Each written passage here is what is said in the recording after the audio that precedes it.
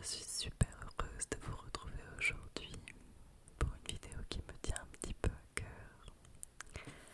Aujourd'hui, nous allons lire un petit peu d'un livre que j'aime beaucoup, beaucoup, beaucoup, beaucoup, beaucoup.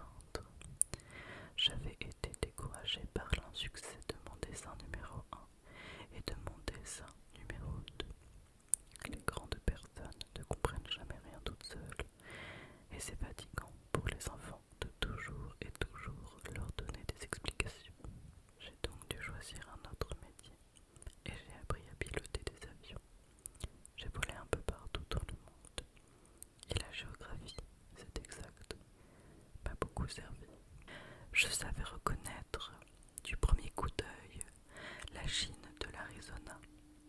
C'est très utile si l'on s'est égaré pendant la nuit. J'ai ainsi eu au cours de ma vie des tas de contacts avec des tas de gens sérieux. Je suis désolée, mon ventre gargouille parce que je tourne le matin, il est 9h20 et j'ai pas pris mon petit déjeuner parce que sinon c'est terrible pendant la digestion. Faut que je fasse plein de cuts. Et en plus de ça, voilà. Et en plus de ça, mon immeuble est littéralement en train de se réveiller.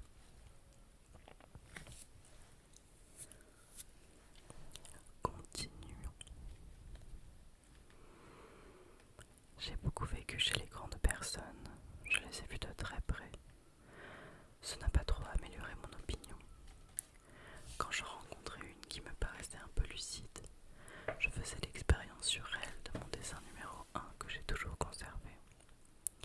Je voulais savoir si elle était vraiment compréhensive. Mais toujours elle me répondait « c'est un chapeau ».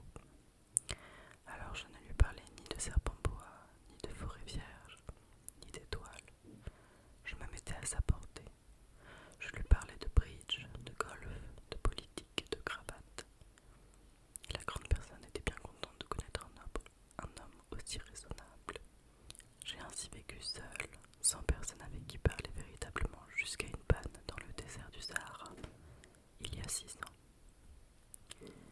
Quelque chose s'était cassé dans mon moteur, et comme je n'avais avec moi ni mécanicien, ni passager, je me préparais à essayer de réussir, tout seul, une réparation difficile. C'était pour moi une question de vie ou de mort. J'avais à peine de l'eau pour boire, pour 8 jours. Le premier soir, je me suis donc endormie sur le sable à 1000 miles. Je suis arrivée. Ah non, c'est pas des miles. À 1000 miles. À 1000 milles. Bon, qu'importe. À 1000 miles de toute terre habitée.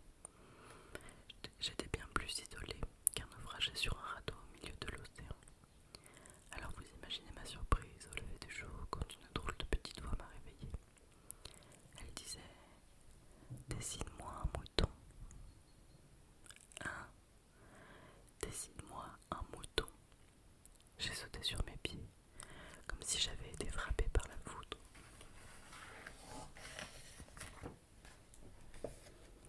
J'ai bien frotté mes yeux, j'ai bien regardé, et j'ai vu un petit bonhomme tout à fait extraordinaire qui me considérait gravement. Voilà le meilleur portrait que plus tard j'ai réussi à faire de lui. Mais mon dessin, bien sûr, est beaucoup moins ravissant que le modèle. Ce n'est pas ma faute. J'avais été découragée dans ma carrière de peintre par les grandes personnes à l'âge de 6 ans, et je n'avais rien appris à dessiner sauf les pots à fermer et les pots à ouvert. Je regardais donc cette apparition avec des yeux tout ronds d'étonnement. N'oubliez pas que je me trouvais à 1000 miles de toute région habitée. Or, mon petit bonhomme ne me semblait ni égaré, ni mort de fatigue, ni mort de faim, ni mort de soif, ni mort de peur. Il n'avait en rien l'apparence d'un enfant perdu au milieu du désert, à 1000 miles de toute région habitée. Quand je réussis enfin à parler, je lui dis « Mais qu'est-ce que tu fais là ?» Et il me répéta alors, tout doucement, comme une chose très sérieuse « S'il vous plaît, dessine-moi un mouton. » Quand le mystère est trop impressionnant, on n'ose pas désobéir. Aussi absurde que cela me sembla à 1000 miles de tous les endroits habités et un danger de mort, je sortis de ma poche une feuille de papier et un stylographe. Mais je me rappelais que j'avais surtout étudié la géographie, l'histoire, le calcul et la grammaire, et je dis au petit bonhomme, avec un peu de mauvaise humeur, que je ne savais pas dessiner. Il me répondit « Ça ne fait rien, dessine-moi un mouton. » Comme je n'avais jamais dessiné un mouton, je revis pour lui l'un des 2 seuls dessins dont j'étais capable, celui du bois.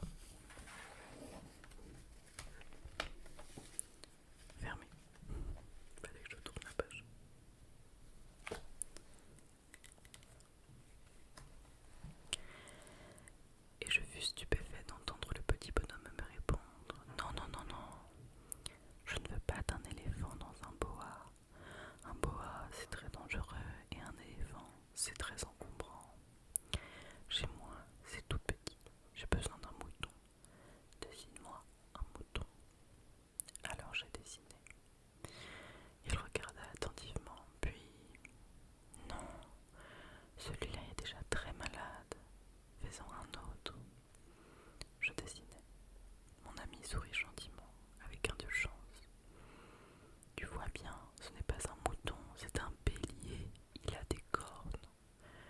Je revis donc encore mon dessin, mais il fut refusé, comme les précédents. Celui-là est trop vieux, je veux un mouton qui vive longtemps. Alors, faute de patience, comme j'avais hâte de commencer le démontage de mon moteur, je griffonnai ce dessin-ci, et je lançai. Ça, c'est la caisse. Le mouton que tu veux est dedans.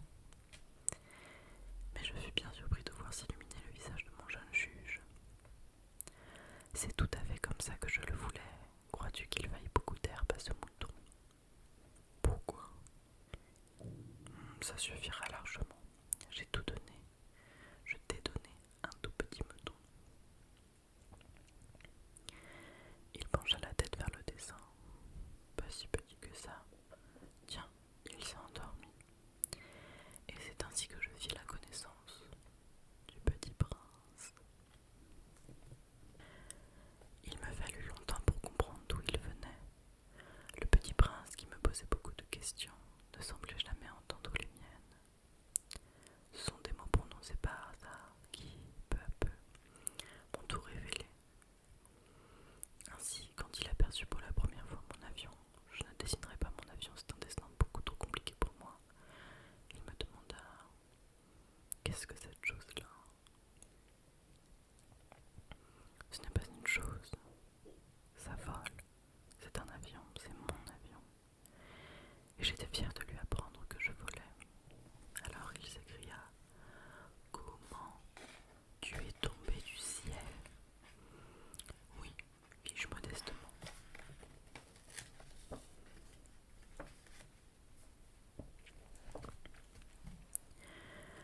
Ah, ça c'est drôle. Et le petit prince eut un très joli éclat de rire qui m'irrita beaucoup. Je désire que l'on prenne mes malheurs au sérieux. Puis il ajouta: alors, toi aussi tu viens du ciel. De quelle planète es-tu? J'entrevis aussitôt une lueur dans le mystère de sa présence, et j'interrogeai brusquement: tu viens donc d'une autre planète? Mais il ne me répondit pas. Il hochait la tête doucement, tout en regardant mon avion. C'est vrai que là-dedans, tu ne peux pas venir de bien loin. Et il s'enfonça dans une rêverie qui durera longtemps. Puis, sortant mon mouton de sa poche, il se plongea dans la contemplation de son trésor. Vous imaginez combien j'avais pu être intriguée par cette demi-confidence sur les autres planètes. Je m'efforçais donc d'en savoir plus long. D'où viens-tu, mon petit bonhomme? Où est-ce chez toi? Où veux-tu emporter mon mouton? Il répondit après un silence méditatif: ce qui est bien avec la caisse que tu m'as donnée, c'est que la nuit, ça lui servira de maison. Bien sûr, et si tu es gentil, je te donnerai aussi une corde pour l'attacher pendant le jour, et un pic. La proposition parut choquer le petit prince. L'attacher? Mais quelle drôle d'idée! Mais si tu ne l'attaches pas, il ira n'importe où et il se perdra. Et mon ami eut un nouvel éclat de rire.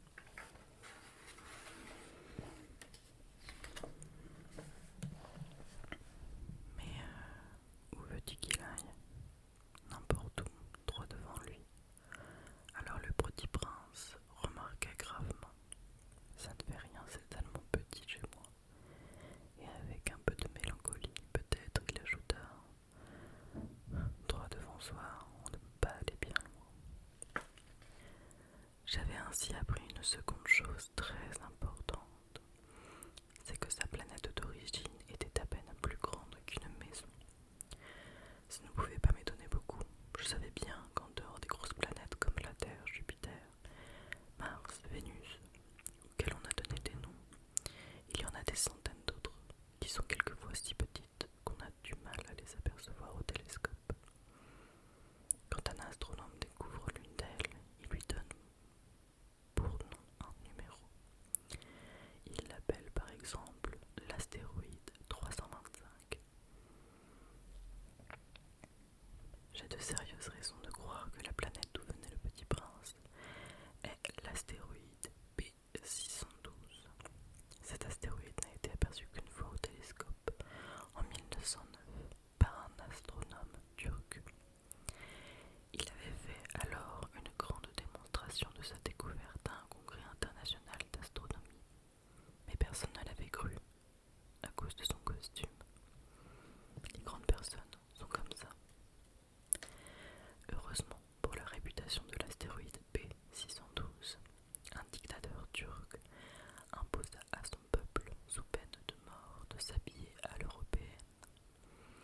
astronome refit sa démonstration en 1920 dans un habit très élégant, et cette fois-ci tout le monde fut de son avis. Si je vous ai raconté ces détails sur l'astéroïde P612 et si je vous ai confié son numéro, c'est à cause des grandes personnes. Les grandes personnes aiment les chiffres.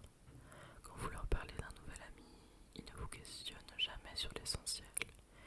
Ils ne vous disent jamais quelle est le son de sa voix, quels sont les jeux qu'ils préfèrent, est-ce qu'ils collectionnent les papillons. Elles vous demandent quel âge a-t-il, combien a-t-il de frères, combien pèse-t-il, combien gagne son père. Alors seulement elles croient le connaître. Si vous dites aux grandes personnes, j'ai vu une belle maison en briques roses, avec des géraniums aux fenêtres, des colombes sur le toit, elles ne parviennent pas à s'imaginer cette maison. Il faut leur dire, j'ai vu une maison de 100 000 francs. Alors elles s'écrient, comme c'est joli. Ainsi, si vous leur dites, la preuve que le petit prince a existé, c'est qu'il était ravissant, qu'il riait et qu'il voulait un mouton. Quand on veut un mouton, c'est la preuve qu'on existe. Elles se seront les épaules et vous traiteront d'enfant. Mais si vous leur dites, la planète d'où il venait est l'astéroïde P612, alors elles seront convaincues et elles vous laisseront tranquille avec leurs questions. Elles sont comme ça. Il ne faut pas leur en vouloir. Les enfants doivent être très indulgents envers les grandes personnes. Mais bien sûr, nous qui comprenons la vie, nous nous moquons bien des numéros. J'aurais aimé commencer cette histoire à la façon des contes de fées. J'aurais aimé dire, il était une fois un petit prince qui habitait une planète à peine plus grande que lui et qui avait besoin d'un ami. Pour ceux qui comprennent la vie, ça aurait été beaucoup plus vrai. Car je n'aime pas qu'on lise mon livre à la légère. J'éprouve tant de chagrin à raconter ses souvenirs. Il y a 6 ans déjà que mon ami s'est en allé avec son mouton. Si j'essaye ici de le décrire, c'est afin de ne pas l'oublier. C'est triste d'oublier un ami. Tout le monde n'a pas eu un ami. Et je puis devenir comme les grandes personnes qui ne s'intéressent plus qu'aux chiffres. C'est donc pour ça encore que j'ai acheté une boîte de couleurs et de crayons. C'est dur de se remettre au dessin. C'est dur de se remettre au dessin. À mon âge, quand on n'a jamais fait d'autres tentatives que celle d'un